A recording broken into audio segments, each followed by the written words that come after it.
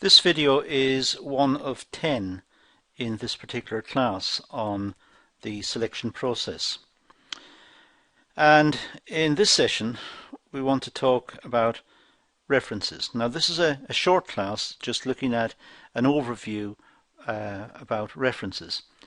The first thing we need to note here is in picking up references we are asking someone in perhaps a different company or an education institution at a university or a college or someplace of that nature. We're asking them about their opinions about another person. So we have a transitive relationship here, a trust relationship that's transitive, because we have to trust the person who's giving the reference. We have to believe that they are themselves in good standing, that they are honest and open and reasonable, and that they are being fair to the candidate. So we have to trust the person giving the reference. So we're inquiring first of all about the trust in the person giving the reference, and then we have to believe the reference based on that, which applies to the candidate we're inquiring about. So references are almost a two-stage trust process. We have to trust the person giving the reference, then we have to trust that that information is correct and that the person at the final end, the person we're interested in recruiting, that person has good quality. So references are widely used. They're used for all important job vacancies, and references are based on trying to bridge the gap between what the candidate says about him or herself and what is the actual state, the actual truth. Because there is a temptation, perhaps, on the part of some candidates to exaggerate their abilities in their application forms. So to get a balanced view, we ask someone who knows the person. And this helps the employer make a more balanced and reasonable decision about employing that person or not. Essentially, the process involves collecting information about the employee's work history by contacting their previous employers. That's normally the case. It could be, if it's a student, contacting the university or contacting the college, but it's trying to collect additional information about the person, not just relying on what the person says about him or herself, but looking also at what others think about that person. And these other people are reliable people and have good reputations. The process allows employers to gain a better understanding about the candidate, about their qualifications, their experiences, and their training.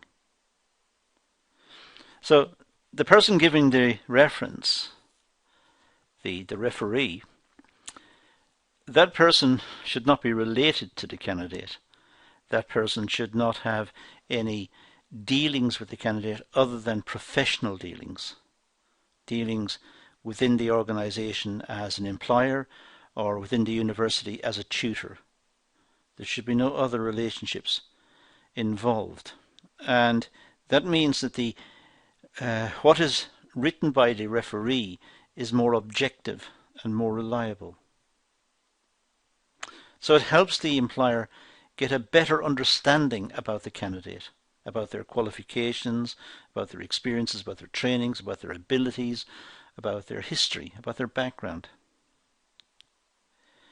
The information allows employers to assess the candidate and to see if the candidate is suitable for the job.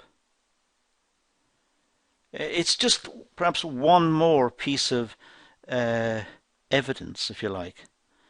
The candidate may have been interviewed. The candidate may have done a presentation within the business. The candidate may even have gone to an assessment centre. So when everything is brought together, a picture is formed about the candidate as to whether he or she is suitable. And a reference is one of those pieces of information that can be brought forward. Candidates will state in the CV their references. They will list the referees. They will talk about the references where they may be collected, and will state exactly who the referees are.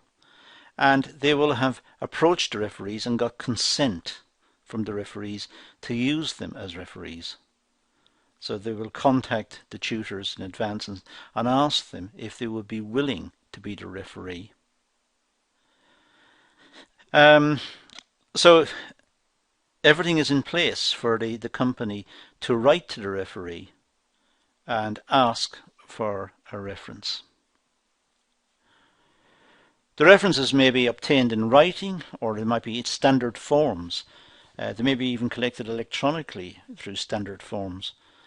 Or they may even be contacted by telephone, a telephone interview of the referee, asking about the candidate and asking about his or her ability.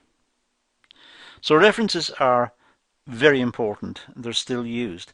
But again, care and attention must be paid to the objectivity of the reference, and the standing of the referee, the professional standing of the referee, must be taken into account also.